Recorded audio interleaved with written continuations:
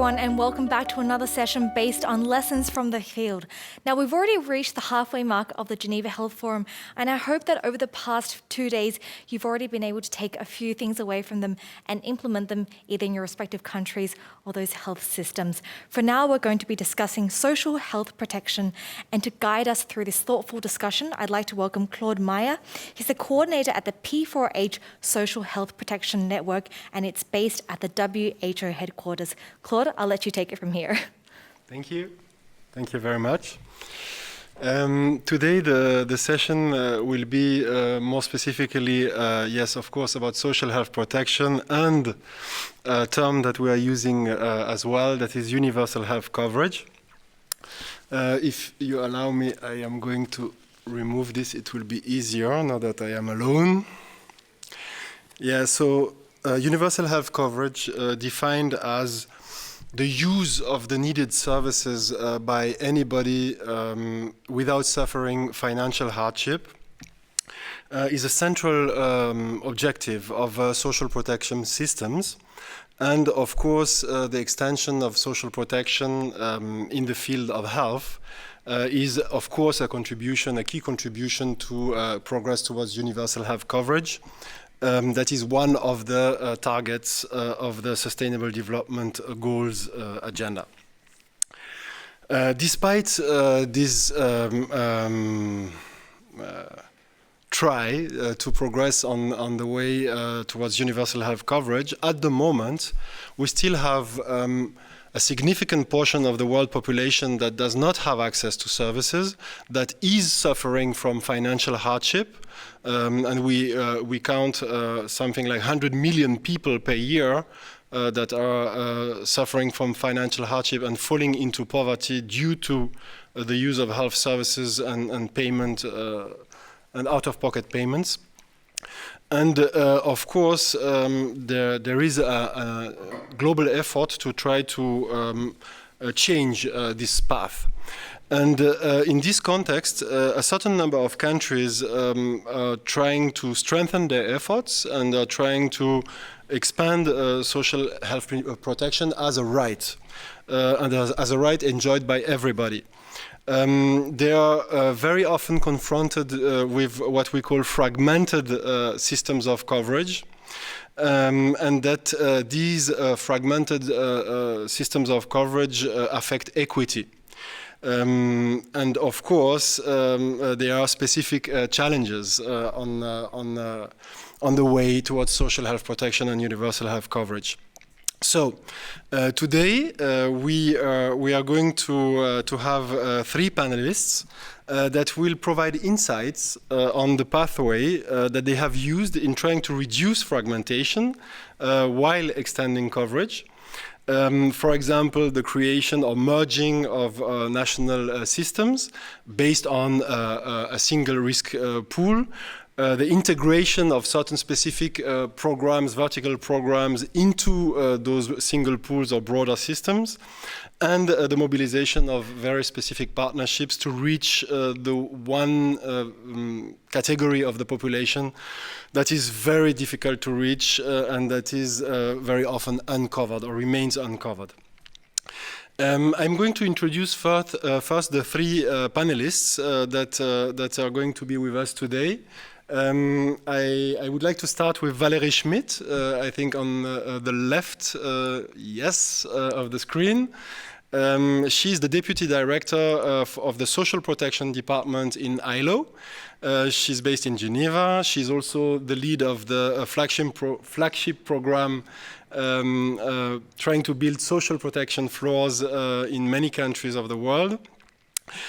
She holds both a Master in Advanced Studies and an MBA from HEC in Paris. She has 23 years of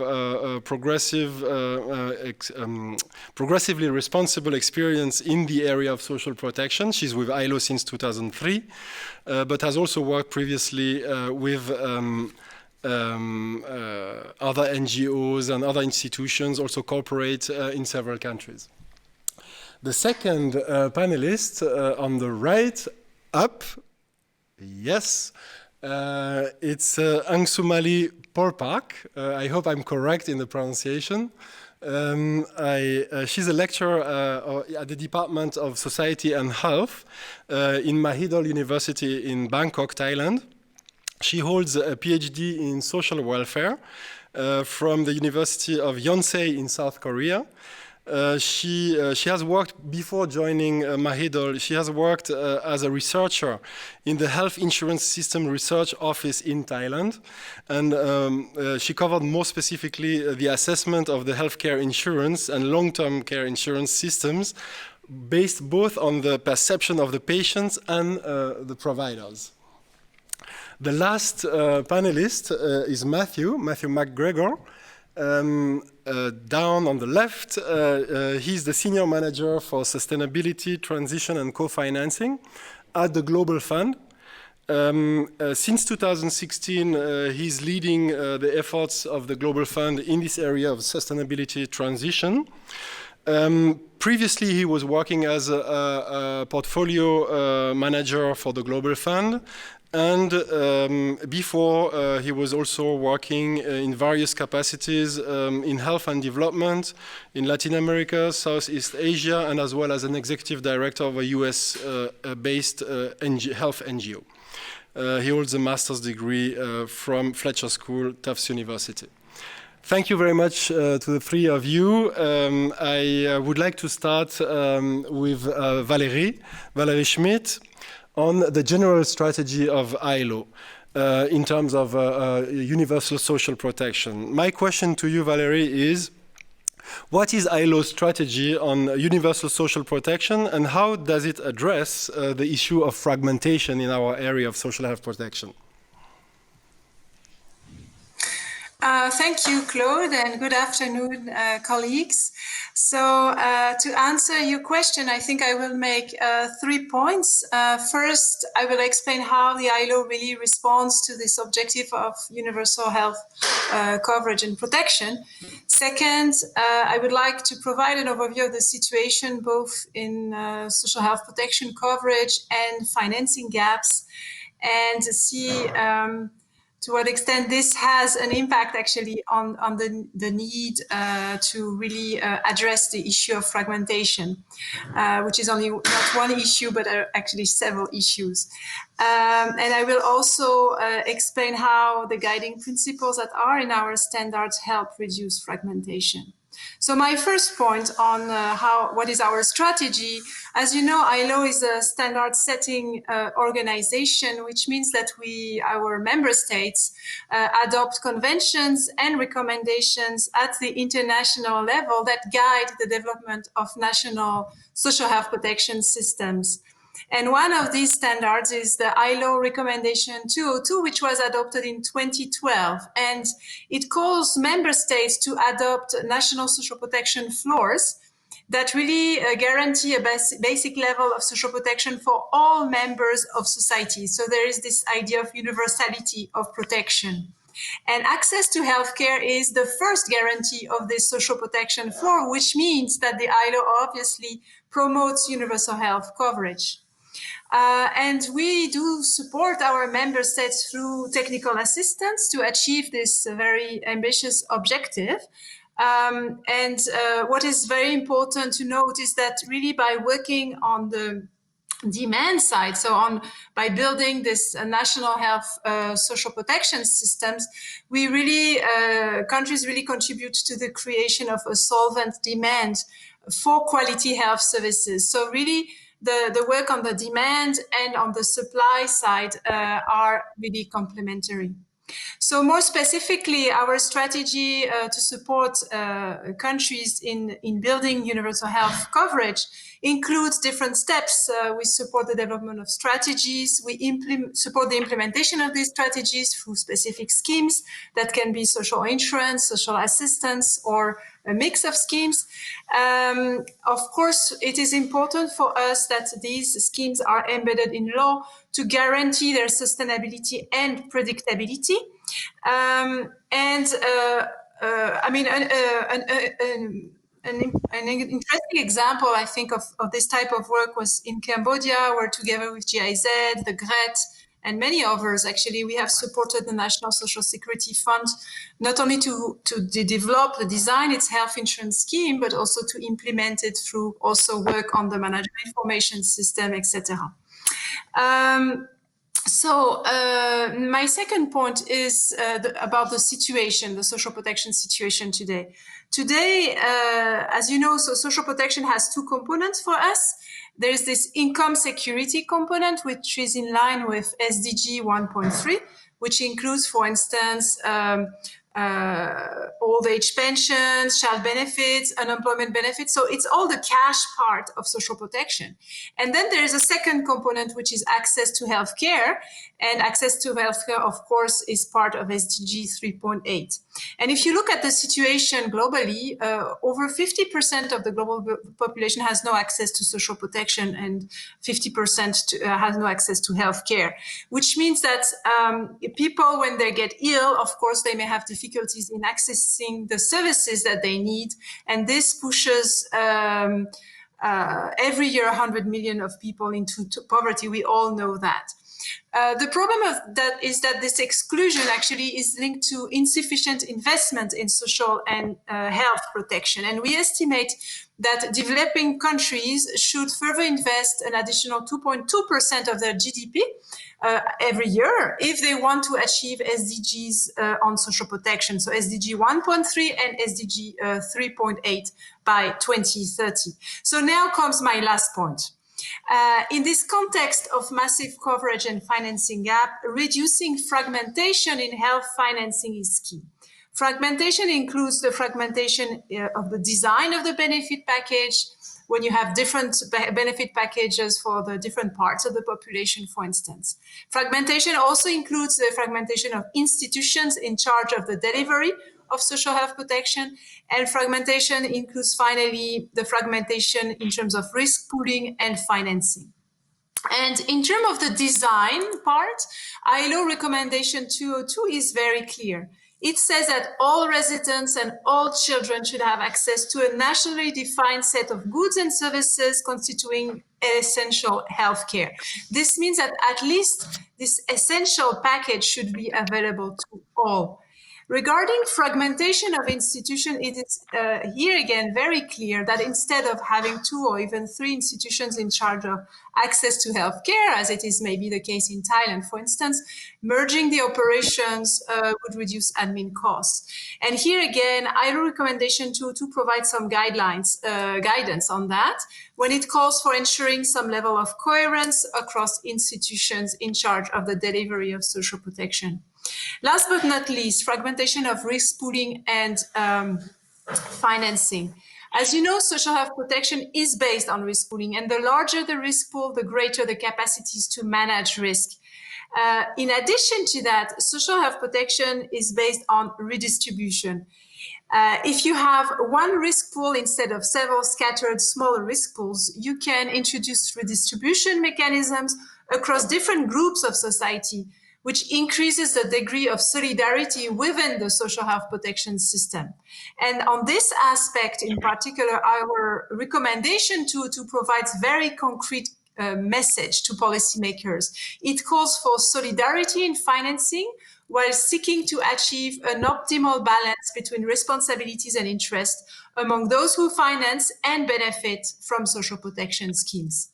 So the ILO, in close collaboration with the WHO and other UN agencies and development partners, for instance, through the providing for the P4H, seeks to realize universal health coverage by applying internationally agreed standards and their guiding principles. And so our interventions, what is also very interesting is that we base our interventions and country support on national social dialogue that includes, of course, ministries of labor, ministries of health, ministries of finance, social security institutions, but also workers and employers that represent actually those who contribute, those who benefit from the schemes, and also civil society. And we have many projects in many countries. Thank you so much.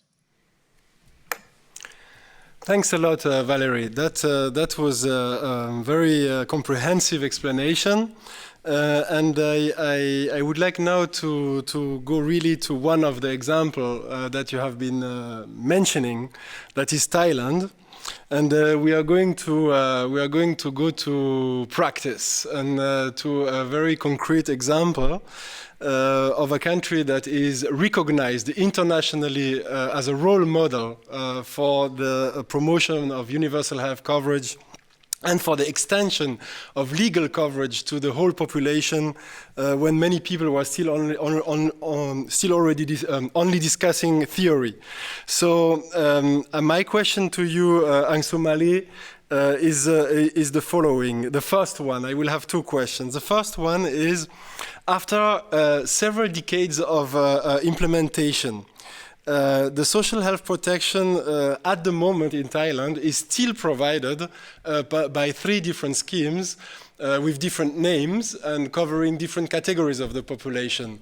The civil servants, the formal sector, and the rest of the population.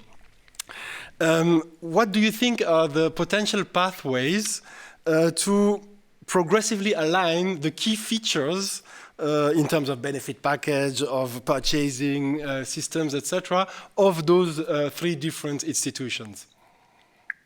Thank you. And thank you for being awake. Yeah, it's like 9 in Bangkok. Yeah. Good afternoon, everyone. I would like to identify two pathways according to the timeline. The first one is the existing pathway by law. That is the National Health Security Act 2002, which plan to establish a single scheme, that is National Health Security Office. According to the Section 9 and 10 of this Act, the existing health insurance schemes such as government agency, local government organization, state enterprise, and social security scheme shall be provided under this Act. According to this Act, it can be done by enacting the royal decree, which means that the existing scheme, this agency have to have the mutual agreement with the National Health Security Office and enact the royal decree and allocate the budget of health services to the National Health Security Office according to the benefit package. But under this Act, there is a transitional provision, transitory provision, which means that this operation need to be done within 1 year after the National Health Security Act has been enacted. And if it cannot be done, it can be extended for 1 year. And this agency have to report to the Council of Ministers and also the public. As a result, every year there will be the mandate annual meeting between the National Health Security Office, Social Security Office, and Comptroller General Department who responsible for the Civil Servant Medical Benefit Scheme. And from the meeting, there will be some progression on the harmonization of health benefit package, but there is no progress on enacting the royal decree on the right to health care under this Act. Neither Social Security Office nor Civil Servant Medical Benefit Scheme. So far, there are only the local government organization that agree and enacting the royal decree on the right to health under the National Health Security Act. But in implementation, the local government benefit scheme is set up and pooling all signet funds of the local government nationally, and all budget will be managed by the National Health Security Office, but the medical benefits remain the same. So this pathway exists since 2002, but it's unlikely to happen. So I will move to another pathway that I think that it will be the potential pathway for the alignment. Is the proposal for health reform, and this includes the healthcare financing and healthcare benefits, and it has been developed under the series of committee and subcommittee date back to 2014 and 2015.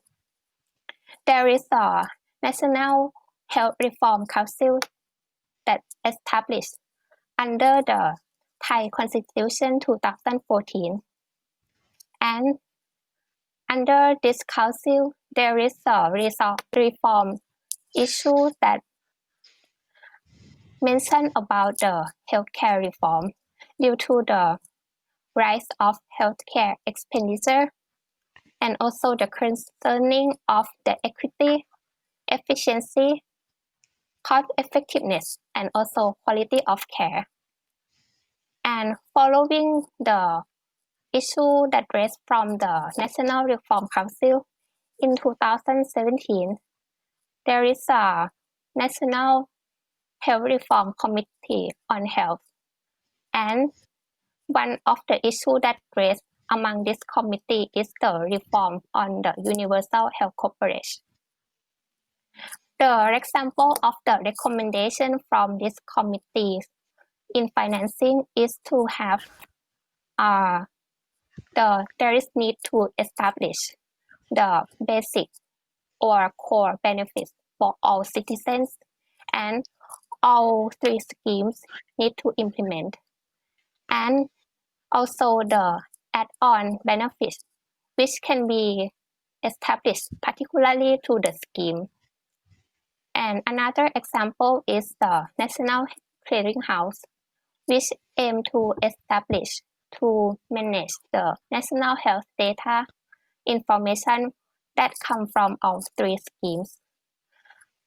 I would say that currently Thailand is on the movement process for the second reform, and I hope that this mechanism is going to be the potential pathway to align these three schemes together and create more equity in the system in terms of benefit package and access to care. Thank you. Thank you very much. Very interesting. So not absolutely the institutional approach that is favored in this case. I have still a question for you. Do you believe that this fragmentation that we have at the moment in Thailand, do you see any challenges in terms of efficiency and equity? Meaning, is there money wasted, and are some categories of the population benefiting more than others? Yeah, I will give you the example. As you know that in Thailand, we have the fragmented scheme under three different schemes, and each of them operates separately and independently in terms of benefit package, payment methods, and governance of the system. In terms of efficiency, it can be lead to the administrative burden and also cost, because when you have the three agencies that do the same function, such as medical audit, monitoring, claiming, pricing, or costing, but they do separately. That's why I said that it is the administrative burden. Yeah. And then the next thing that coming after you have three schemes is that all three schemes apply the different forms, and this increase the burden of the hospital staff to processing all documents instead of taking care of patients. And when coming into the per capita expenditure, this is also vary across schemes. And the per capita expenditure of the CSMBS, the Civil Servant Medical Benefit Scheme, is 4 times higher than that of Social Security Scheme and Universal Corporate Scheme. And as you have the fragmented system and it operates independently, it is difficult to control or monitor the overall healthcare expenditure. And in terms of equity, the variation of benefit package could occur across 3 different insurance schemes.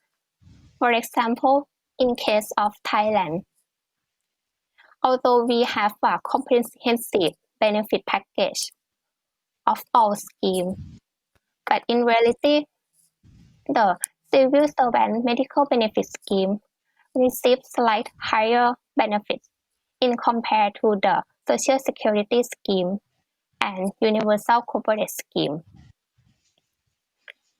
And when you have the fragmented scheme and each scheme use the different system design and management, it also could affect the equity in access. For example, one scheme apply the free choice of service, but another 2 scheme they use the register contracted provider. So people can access to the system differently. Yeah. And the last one that I would like to mention, when you have the different payment methods.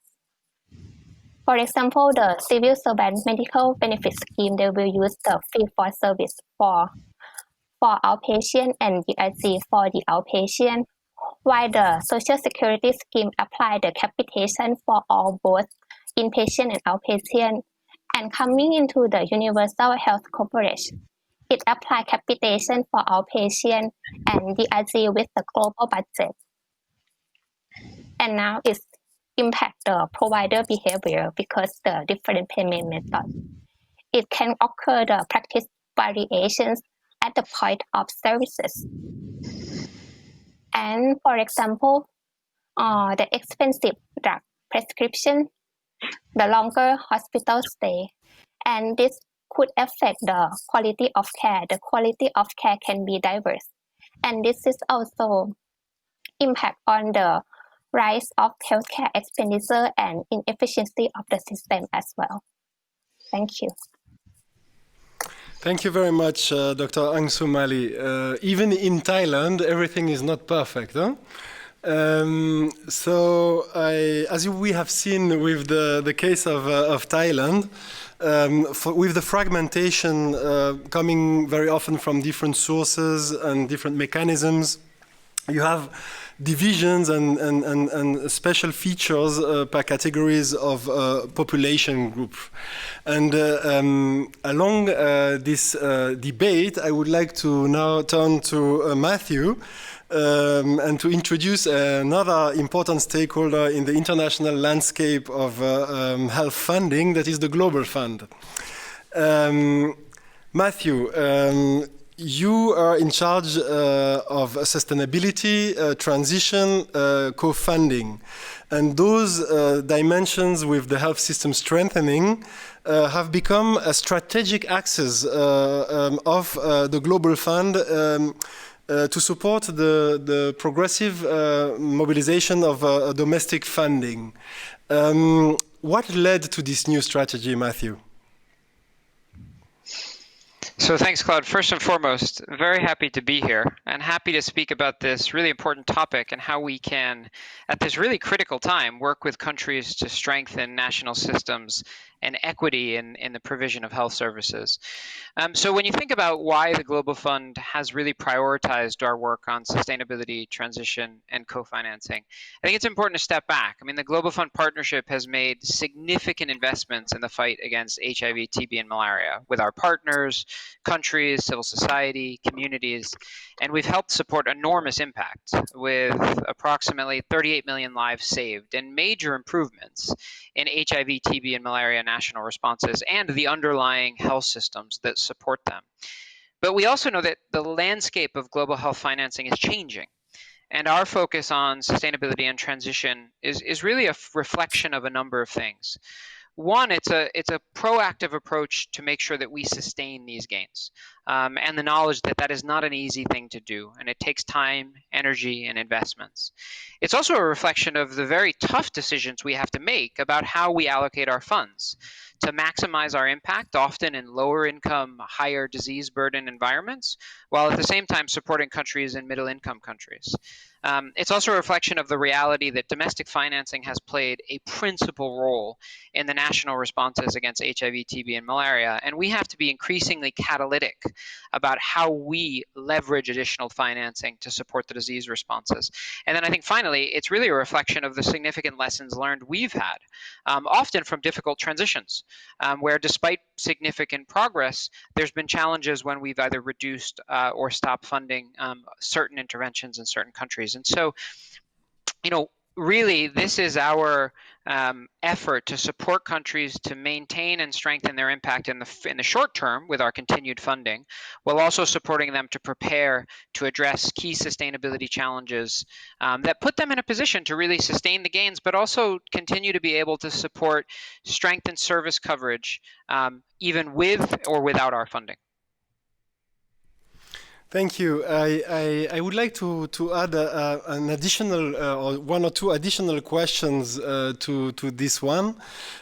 How do you link what you just explained to something that is very prominent also in our network in P4H, that is the agenda of the common goods for health?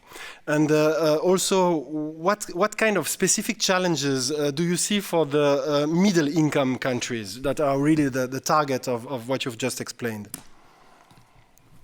Yeah, so I think, again, if you step back and you think about this from the perspective of common goods for health, the Global Fund has made pretty significant investments in the key pieces of the move toward UHC, and often for some of the most difficult to reach or marginalized populations, because they are often the ones who are affected by HIV, TB, and malaria. And so our approach when it comes to sustainability and transition is really the commitment we've made to sustaining these advances towards UHC, so we can continue to make progress against the three diseases.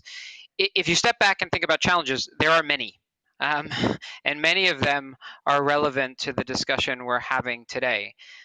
We know that there are existing coverage gaps of critical interventions, even in places that might be closer to transition, where we still need to think about leveraging donor financing to increase impact in the first term. We know that there are financing gaps, both in terms of overall prioritization of health and health financing, and we also know that there are financing gaps in terms of specific interventions, including things like services for key and vulnerable populations. We also know that there are inefficiencies either at the system level, which is a key piece of this conversation, or at the program level that we need to work to address to strengthen the value for money of both our investments and national programs. And then I think two more is I think that there are real challenges around making sure we foster the political will that's necessary to invest in things that we know are challenging to fund domestically, particularly when it comes to services for the hardest to reach, the most vulnerable, the marginalized. And then I think how we do this is really key to our ability to address a lot of these transition challenges. We do this in a number of ways, Claude, and I'll be brief. We do it by leveraging our grants and our grant design to support national systems, or as we'll discuss, potentially integrate our programs into the move toward UHC. We do it by leveraging our policies, like our co-financing policies. So how do we, when we are providing grants to countries, make sure there are also additional investments in the health systems and national responses? We do it by supporting countries to plan in advance so that they can really strategically think through how to address these challenges.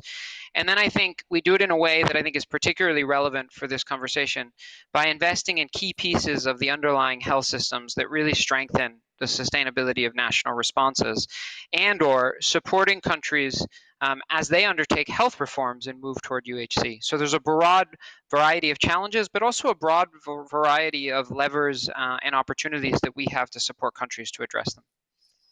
Thank you, Matthew. Just to jump on one specific aspect that you were mentioning, that is the integration of your funding instruments into national schemes or national systems.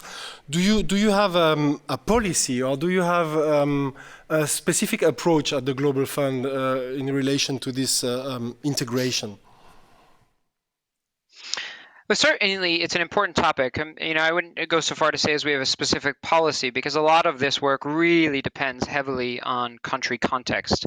But we do have some good examples of how it's done, and I'll share one.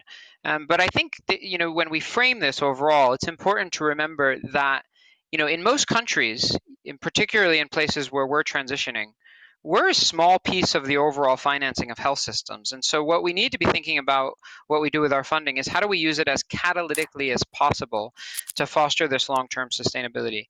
I think in terms of integration, Claude, one strong example would be the way that the Global Fund has worked with our partners to support the move of Vietnam to integrate HIV, TB, and malaria HIV services into the National Social Health Insurance Scheme. So if you step back and you think about the context, traditionally, a lot of HIV treatment has been funded vertically by external financing in Vietnam. And Global Fund, working with its partners, including PEPFAR, both advocated for the Vietnamese government to include HIV services in the social health insurance scheme, as well as supported that process in a number of key ways.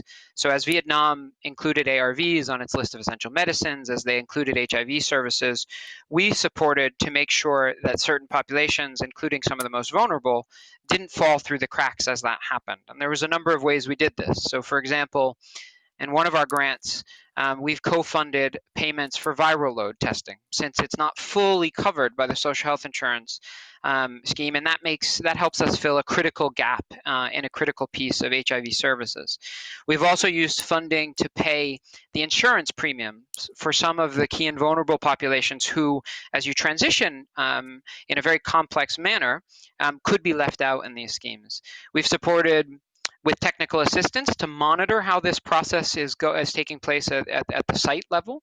And we'll have to continue to do this as the Vietnamese government really evolves this system. So if in the future Vietnam considered including additional services like PrEP for social health insurance, we'd have to think about how we support them to be able to effectively move that over to national financing. So I do think that is a strong example of how we've worked closely with our development partners, but also with the Vietnamese government to support their move to a more integrated system, but also at the same time making sure that we sustained gains that are critical to the fight against HIV. Let me stop there. I hope that's a helpful example. Yes, thank you very much, Matthew. That's a very useful one, and I think the country is well chosen in the sense of Vietnam being a country that actually doesn't need external funding in a way, or less and less needs external funding, because the capacity of the country is actually really impressive. But as you were explaining, the catalytic part and the channeling of the attention in a way is an interesting strategy. I would like to follow up, and it's actually a very good transition, the one that we made about Vietnam. I would like to follow up with the question of the integration of very specific vulnerable groups in the social protection, in the social health protection systems, because those groups are very often difficult to reach, are very often also forgotten in the policies. And I would like to ask the three of you your respective perspective on this issue. Those people very often need outreach, or they do not fit with a passive approach. You need to be active to catch them. So I would like to start with you, Matthew, again. Do you have examples of the way you have been dealing with this problem in the Global Fund, and which categories of populations specifically, perhaps in relation to your mandate, of course, in the fight against the 3 diseases? Thank you. So thank you, Claude, for the question. So for the Global Fund, enhancing equity and making sure that services reach the most vulnerable and are sustained even beyond our financing is a critical and major piece of our work. I sometimes like to think of it as trying to make sure we keep putting the universal and universal health coverage, particularly given that HIV, TB, and malaria often affect the most vulnerable, the most marginalized, the hardest to reach. In terms of who those populations are, well, it really depends, Claude, on country context. It really depends on the disease, but it's often in the HIV space. This could be adolescent girls and young women. It could be commercial sex workers. It could be people who use drugs. It could be MSM, or it could be, in the case of TB or malaria, migrants, hard to reach populations. So it really depends. But the way we try to address this, and I think it's a really critical question, not only for our transition work, but our overall approach, is in a number of ways. So one, we do it by supporting national systems, including examples like the one I just gave in Vietnam, to try to make sure as countries are moving toward UHC, certain populations don't miss out. I think we do it by spending a significant amount of our money on public health programs. You mentioned these outreach programs, things like prevention, that are not always funded or chronically underfunded by national systems. I think we do it a lot by linking key and vulnerable populations into national systems. So not necessarily fundamentally changing the national system itself, but trying to address those access barriers. Things like investing in efforts to reduce stigma, discrimination, human rights barriers, gender-related barriers. And then I think finally, we do it by trying to strengthen the community systems that are essential to meeting the needs of the most vulnerable, including our work on civil society organizations, including our work with civil society organizations, which is key. To use just a couple quick examples, I remember when I was a fund portfolio manager, I worked in Colombia, which has a relatively strong overall health system with strong access. But if you think about it from an HIV perspective and from the perspective of key and vulnerable populations, the left side of the HIV cascade, meaning being tested and knowing your status, there are significant gaps for marginalized populations. And so much of our work in Colombia was really about how do we work with civil society organizations to reach those populations and then link them into the national system. And that's not the same for every person. There are significant equity issues that we have to address. Two other really quick examples would be in the Dominican Republic. We currently, through grant funds, support people affected by the diseases to become eligible for the social assistance mechanisms in the country. And as we work with Dominican Republic on transition commitments, and as we transition away financing them, there have been commitments where people that are affected by TB can become eligible and receive benefits under the Dominican Republic Social Protection Scheme. So in addressing it in that way. And then finally, I think such a critical piece of our work is investing in the underlying community systems that often reach these populations. One critical, there's a lot we do here, but one critical piece for our transition work is not only investing in those community systems, but trying to strengthen mechanisms for them to be sustained. Because we know this is challenging to get domestic financing to cover these services. And so our work around what many people call social contracting, or to try to publicly finance services provided by civil society, is a huge focus. We've seen in places some really good progress here. In Ukraine, there's a strong commitment by the national government to pay for services formerly funded by donor financing through CSOs. In the Dominican Republic, that I just mentioned, one of the reasons that the country is making strides against HIV is that they're willing to foster a new sort of collaboration with civil society organizations and actually finance them. And so this piece of our work around strengthening community systems is critical to issues of equity. Thank you, Matthew. That's again quite comprehensive, and we have traveled thanks to you to South and Latin America. That is a bit different destination. I would like to go back to you, Angsumali, on that question as well.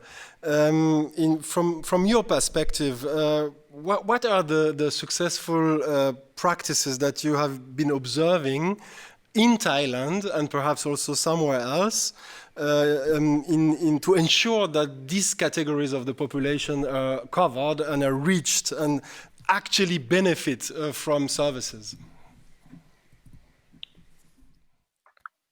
I think a mandate social health protection scheme with the appropriate management to ensure the effective coverage would be the solution for this, because in Thailand as well, on the reform issue, we also discuss about the migrants and stateless people, how can enable them to access. So I think the mandate scheme is mandate social health protection scheme will be the solution, yeah. And Thailand also working on it right now. Okay, and can I ask you really like a very practical question in Thailand? For the people that are really the most marginalized ones, that usually do not actively try to access health services, do you have specific outreach strategies or not? For this category of... Actually, there will be one practice. There will be one practice in the Umpang Hospital in the north of Thailand, but this is the local intervention. Because in this area, there will be some stateless people who cannot have the ID card and they cannot access to healthcare. So the hospital invent another card. This is a so-called white card. And after getting this card, they can access for free. And of course, the hospital subsidy for that. Yeah. But actually these people also live in Thailand, yeah. But they need to travel to get the service. But it's they live quite far away from the hospital. But yeah, this white card ensure that they can access service without any cost. Yeah, but it's just the local intervention right now. That as far as I know. Thank you very much. That's a very good example. I was sure that there were other ones that we could even mention. But I would like to turn now to Valérie. And Valérie, I know, and we have been working on this together for many years on the extension of social protection and on social health protection to the informal sector particularly, or to difficult to reach categories of population. What are the lessons that we could learn from this process, and how to try to be more inclusive in the way we are dealing with these categories of the population? Thanks, Claude, for the question. Indeed, the ILO has had a global campaign on the extension of social protection to workers in the informal economy between 2000 and 2010. And this campaign included, for instance, practical projects such as those under the ILO STEP program that was really focusing on extending social health protection to workers in the informal economy. And so based on this campaign, or this big effort, if you want, we came up with a number of lessons learned that actually contributed to the development of the recommendation 202 on social protection floors that I was mentioning previously. One of the lessons is that formal employment status should not be a condition to access healthcare. Access to healthcare has to be universal. And for those who cannot contribute because they don't have formal jobs, or they don't have regular income, or they are too poor to contribute, we need to find other ways of financing social health protection. So the social health protection system should be based on a variety of mechanisms, including social insurance, social assistance, and that is obviously tax finance. And in that context, the example of Thailand is very interesting. A second lesson is that solidarity in financing is key. This solidarity includes solidarity, of course, between the rich and the poor, but also between the healthy and the sick, between employers and workers, between men and women, different age groups, etc. So some groups of the population may not be able to finance their own protection. Others may have this possibility. So again, it is important to organize this solidarity through a variety of mechanisms and the subsidization of contributions, especially in the informal sector. And in that context, the Rwanda example is interesting because they have really achieved universal coverage by offering to different groups in the informal economy, because informal economy is not an homogeneous group. It's composed of tons of different groups, occupation groups, and also different levels of earnings. So they have offered the possibility to register at a certain level of income. And so people can really contribute according to their means.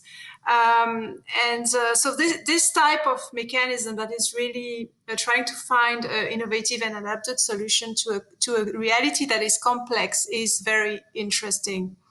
Another lesson learned is that you cannot expand coverage significantly through voluntary coverage. And I think Thailand had this issue prior to the introduction of the 30 baht scheme. They had tried to expand coverage through community-based schemes, and it's very difficult actually to reach scale. So coverage has to be mandatory. And this is difficult, of course, especially in contexts where 76 or 80% of the population is in the informal economy. However, it is possible. It is also linked to the financing, because, of course, if you put a lot of money in the system, you subsidize the premium, this helps to move towards mandatory coverage. And it's clear that countries like Thailand, Rwanda, or Indonesia, and many others actually, are examples of moving from a voluntary coverage to a mandatory, and with very, very impressive results. And maybe another and last lessons learned is that there is no ready-made solution, and therefore each country has to build its own system and has to be creative and innovative. And you can see it actually, because if you go back to these three examples, Thailand, Rwanda, Indonesia, we could add Colombia, all these four countries actually, they have very different social health protection systems, and they have achieved significant levels of coverage with very different setups, both in terms of institutional setups, financing, etc.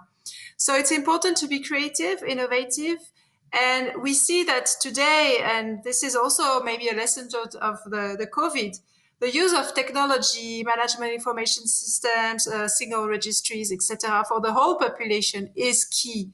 To really enroll everybody, to know where people are, who they are, how much they earn, and try to reach them out. So this is, we cannot, this is maybe something that we have today, we didn't have 20 years ago, the use of IT, and it's a great opportunity.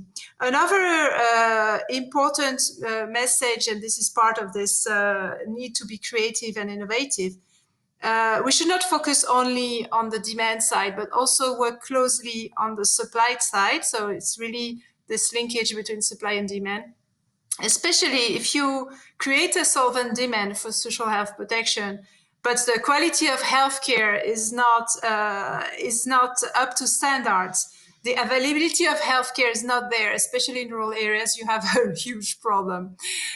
So it's important at the same time to really invest in the supply side and in the healthcare workers at all levels, from the volunteer to the medical doctor. And this is actually a lesson that comes also from Thailand, because Thailand has really worked both on demand and supply at the same time. Over. Thank you. Yeah, thank you. I have one last one that is also for you, because you mentioned it, the COVID-19 crisis, of course, as has been a real shock for many of the social health protection schemes. I would like to ask you, do you see a few emerging issues, and how do you assess the way those systems have reacted and have been facing the shock of COVID-19? Thanks for this additional question, Claude. Again, I think we have maybe four lessons or four messages that come from COVID-19. The first one is that countries should invest more in their social protection systems, and actually among the responses to COVID-19, social protection was very high. We have listed through our COVID-19 monitor that is online, we have listed 1,500 responses in the area of social protection. So emergency responses in the area of COVID-19, and many countries actually have implemented responses related to health, measures in terms of improving the delivery of healthcare, measures in terms of increasing the resources allocated to healthcare, and also measures to facilitate the access to healthcare for poor, vulnerable populations and the informal economy that were so far excluded from national health systems. So this is a first lesson learned, that we really need, that social health protection is really a must. It has to be there. And in countries that have not sufficiently invested in their social health protection system, they should act quickly.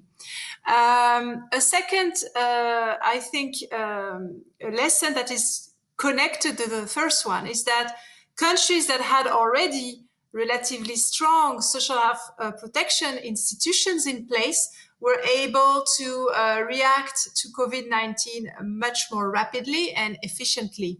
And this is the example, for instance, of Indonesia, that had in the past few years really invested in its national health insurance system through BPJS1. And thanks to this pre-existing institution, actually, they were able to distribute testing and treatment against COVID to all the population, or nearly all the population. So they have really used the pre-existing infrastructure to really respond rapidly to the crisis. I think another message is clearly that we need to expand coverage rapidly to the informal economy. In many countries, the focus in the past decade has been, of course, on the formal sector and on the poor and vulnerable, leaving what we call the missing middle, which is the major bulk of the population of most developing countries, so the informal economy workers and their families, without any protection, including no protection in terms of health. And I think thanks to COVID-19 and all these emergency responses, countries like Togo have created databases to try to reach out to informal economy workers within a few weeks.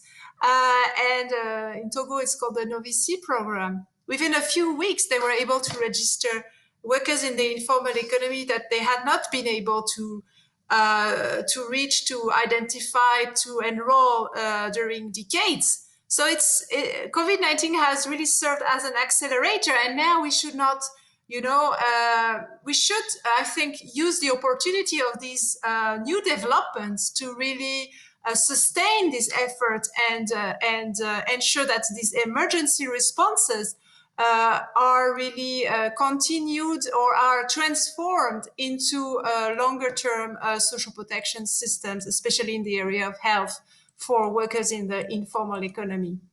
And finally, I think COVID-19 has shown that when you have the political will, actually you can implement social health protection and social protection in general, and that actually there is solidarity at the level of the international community. So this gives a message of hope, I think, that indeed, if all the countries want to achieve universal health coverage and universal social protection, I think they can make this happen. Over to you. Thank you. Thank you very much, Valérie. We are almost at the end of the session. We have used a bit more time than what I expected. I will try to make a very quick summary of some few key messages, and I will then hand over. I would like mostly to say, I would say 4 things. Number one, and this is really the starting point of our conversation, is the right to health.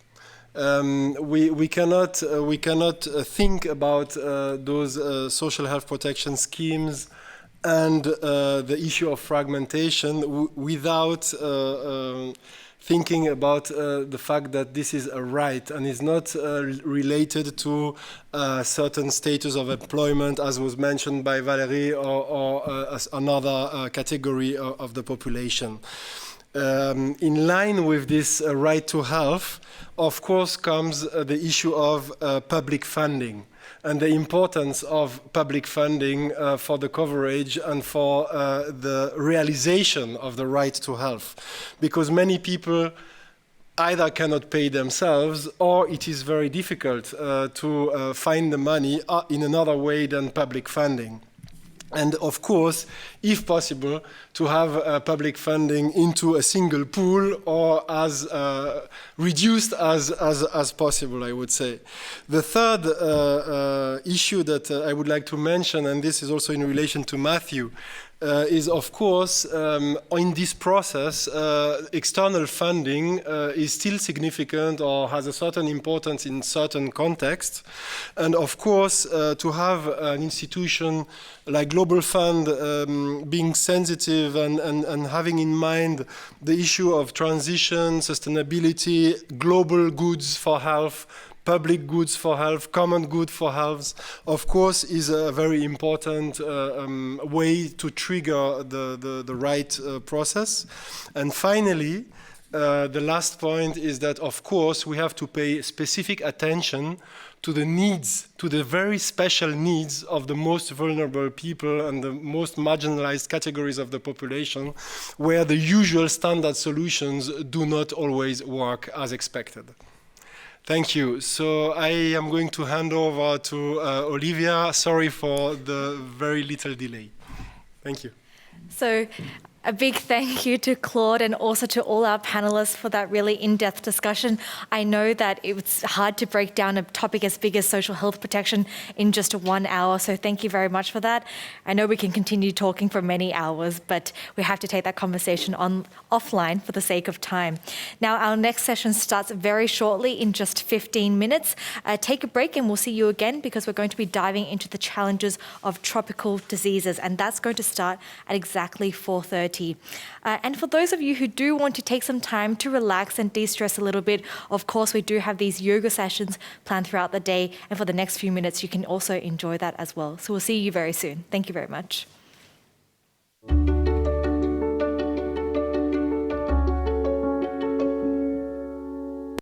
Dear friends, on the behalf of Ministry of Ayush, Government of India, I welcome you to this short yoga session.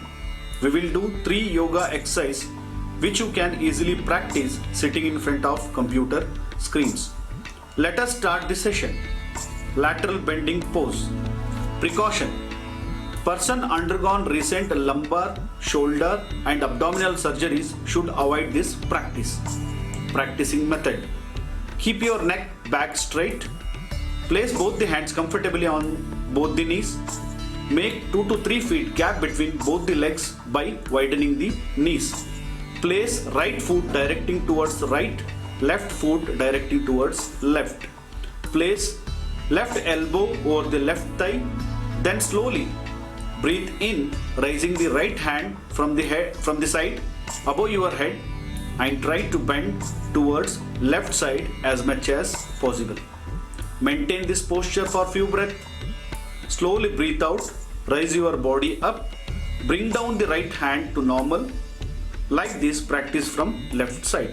Benefits: stretches strengthens abdominal, thigh and hip muscles, stretches the muscles between the rib, improves flexibility of spine, release the pain and tension, improves digestion.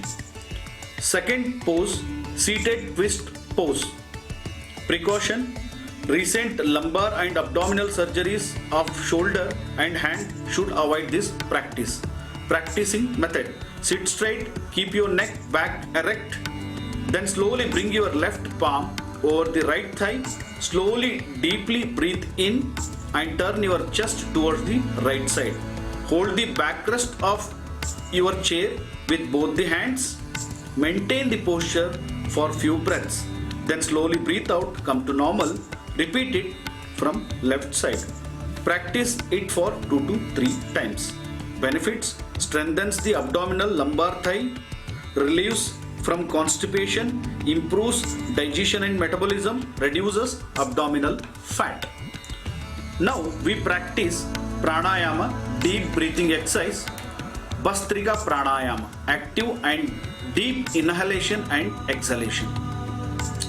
Precautions: person suffering from hypertension, epistaxis, abdominal hernia and in pregnancy, this process should not be practiced.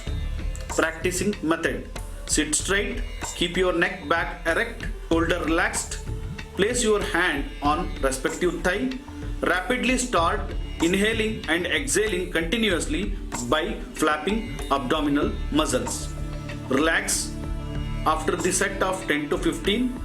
Again repeat the same method for 5 to 7 times. Benefits: improves the lung capacity, improves digestion and metabolism, relieve from the stress, imparts good sleep. Thank you for practicing. Enjoy the GHF session today. For any queries, please reach out to Embassy of India.